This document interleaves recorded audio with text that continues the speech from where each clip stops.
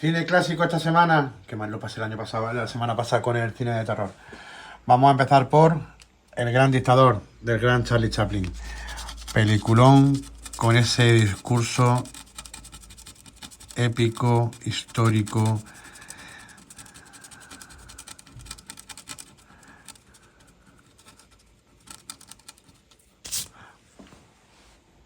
Al lío. Bueno, una semana más tenemos el reto de Alfredo. Vamos a empezar esta semana, vamos a hacer con grandes clásicos. Y vamos a empezar con una película como es El gran dictador, de Charlie Chaplin. Peli del año 1940 con guión y dirección y protagonista de Charlie Chaplin, que es el único, era el único, en aquel momento el único cineasta que había en Hollywood que seguía realizando películas mudas cuando ya estaba el sonido plenamente integrado dentro de la industria cinematográfica. Esta de hecho fue su primera película sonora. La película es una feroz y controvertida condena al nazismo, al fascismo, al antisemitismo y a las dictaduras de manera en general, de manera global. En el momento de su estreno en Estados Unidos todavía no habían entrado en guerra con la Alemania nazi.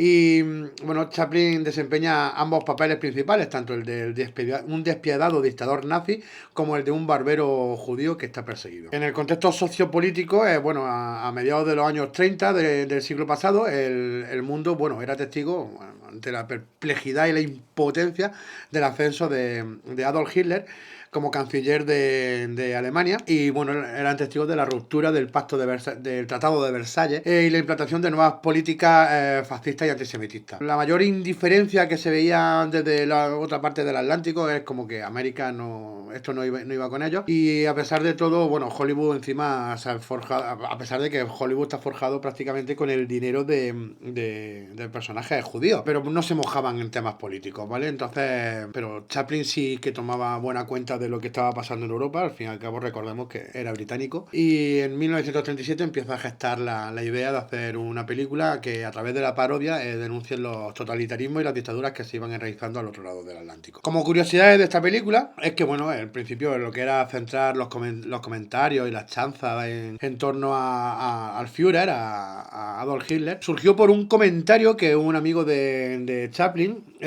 Alexander Korda, realizó diciendo que se parecían mucho físicamente.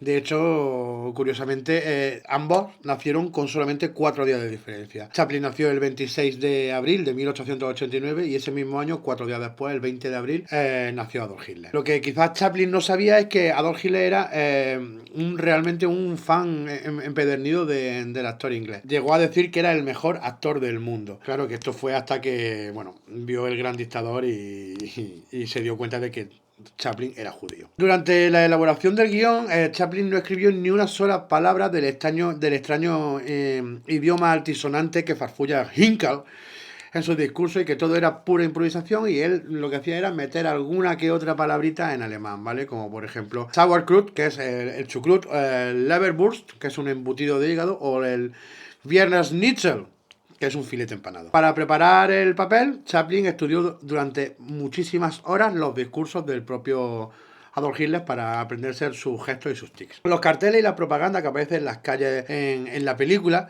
están en esperanto, ¿vale? Que es aquel quimérico idioma que lo creó Zamenhof, un polaco, en 1876 y que la mofa pues está también sutilmente en el subtexto de la película. El proyecto originalmente se iba a llamar El Dictador, pero Paramount le amenazó con una multa de $25.000 ya que ellos ya tenían registrado ese nombre para el título de un libro, de una adaptación de un libro de Richard Harding Davis. Entonces se vio obligado Chaplin a introducir la palabra gran para evitar la sanción.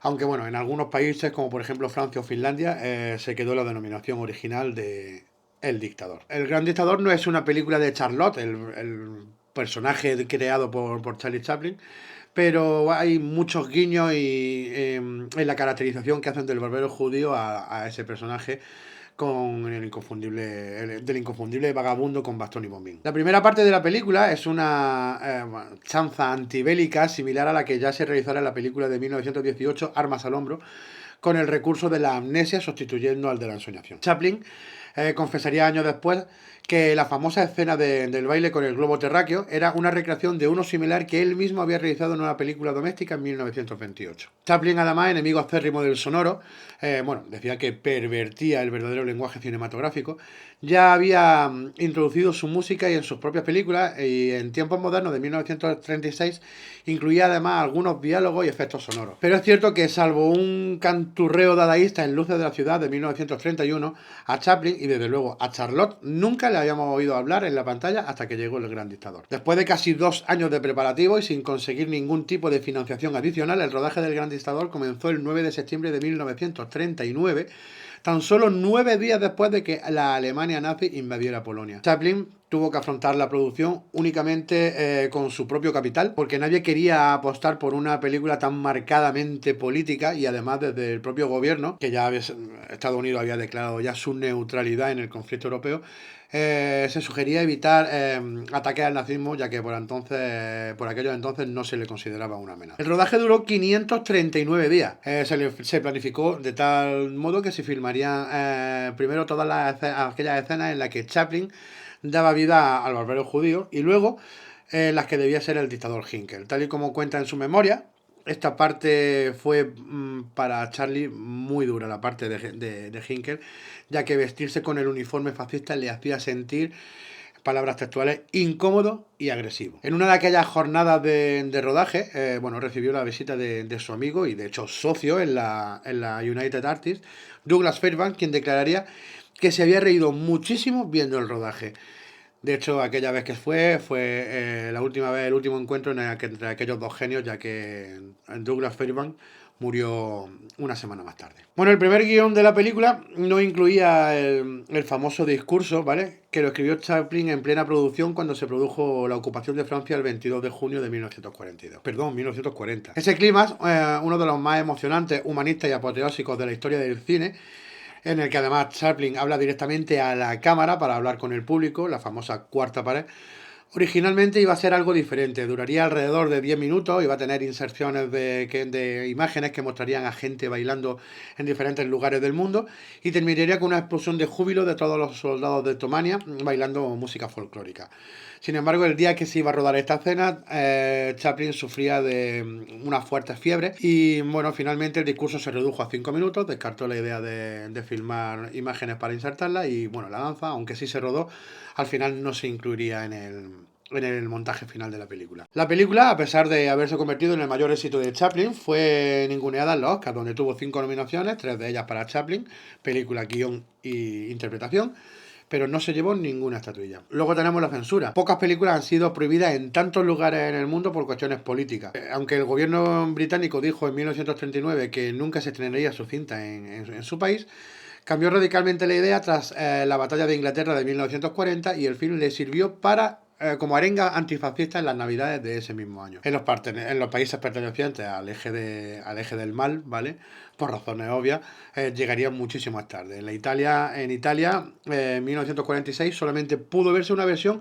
hipermutilada a la que le faltaban todas las bufonadas de Jack Oaker, que era el actor que interpretaba supuestamente a Mussolini, por respeto a la viuda de Mussolini. En Alemania estuvo prohibida hasta 1958, exhibiéndose entonces solamente parcialmente. En Alemania Oriental nunca se proyectó la película. Y la versión completa no se vería en Alemania hasta el año 1997, tiene tarea. En Japón no se pudo ver hasta el año 1960 y, por decir algo, en España no se pudo ver hasta el año 1976, una vez que ya había muerto Franco. A principios del siglo XXI, la película se sometió a un exhaustivo proceso de restauración y digitalización que le daría una nueva carrera comercial, reestrenándose entre 2002 y 2005 en una veintena de países, entre ellos España, y siendo proyectada por primera vez en países como, por ejemplo, Grecia o Polonia. También fue la primera vez en que los cines italianos proyectaron la película íntegramente. Y nada, hasta aquí todo lo que he encontrado acerca del Gran Dictador. Por favor, suscribiros al canal, darle a la campanita para enteraros antes de nadie de que hay un vídeo nuevo, darle a la manita, al like para darnos cariño, y nada, nos vemos en el siguiente reto. Chao, chao.